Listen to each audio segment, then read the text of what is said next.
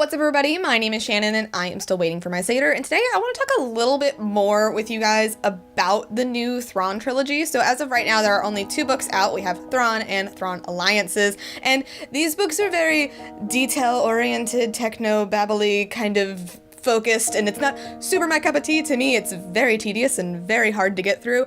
But with each book that's come out, my interest level has increased a little bit because we are starting to learn some interesting details about Thrawn as a character and how he could fit into the story overall. As far as theorizing goes, I don't really think he's going to have an impact on the larger story, but there is some interesting things in like how his character fits into the larger narrative, because I also recently finished the Aftermath trilogy by Chuck Wendig, and in that we learned that Palpatine has this contingency plan for if the Empire were to fall. He's also very interested in the outer reaches, like wild space. Like, he wants to know what's out there. He wants to like go into this unknown. He wants to map it out, and he wants to see what's lingering out there. It kind of seems like he's searching for something. And at the end of the Aftermath trilogy, they set up this outpost on Jakku. They're ready to like go out into the outer reaches, and that's what they do. And they disappear out there and they emerge as the First Order. So that's kind of interesting. Now, the way that Palpatine was able to do this was that he enlisted the help of Thrawn, somebody who's from the unknown regions, somebody who has a very intimate knowledge of the unknown regions,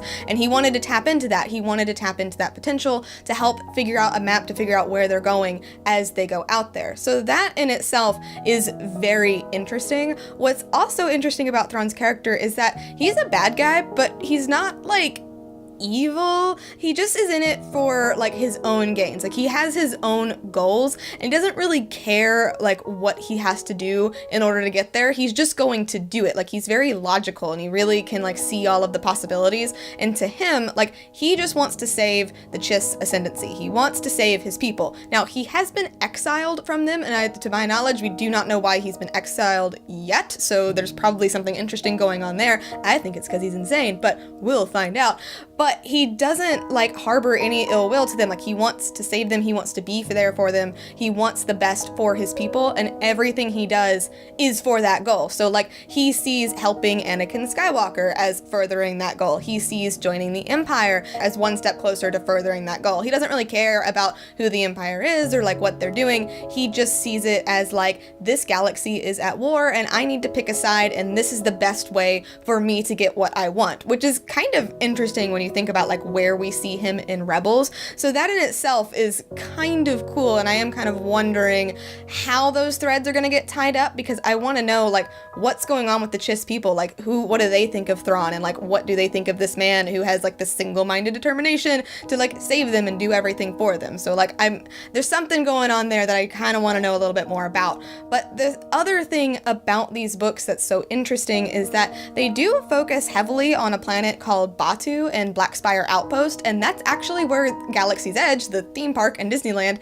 is going to be set. So we're getting some little details, we're getting some little Easter eggs from that in these books. Like, we're getting a little bit about like, we originally find Thrawn here, like that's where Padme goes missing, we find like this separatist base set up here. So there is something going on. Like, there are some questions that can be answered, and all of this does actually make me want to read the last book in the series. I don't think I'm going to like it. I still think it's going to be a struggle, but there is some interesting stuff going on here, and it does make me want to learn a little bit more about the politics and about the background of these characters and where we could be going moving forward. As far as theories go, I honestly don't think we're going to see Thrawn come back in like the main saga in any kind of meaningful way. I know some people want Thrawn to come back in episode 9. I personally don't think that's going to happen. Like, I could eat my words, I could be totally wrong, but I just don't see that happening. I could see him coming into play down the line with other things, especially with how like Rebels ended.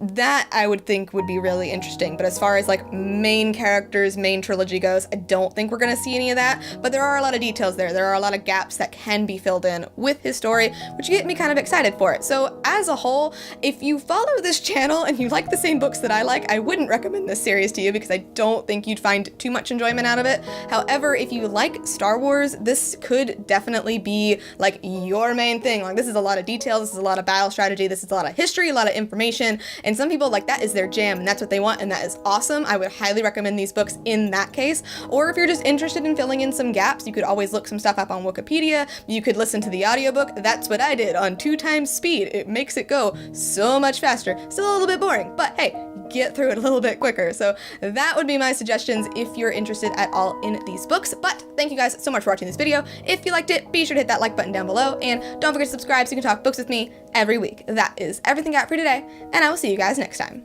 Bye!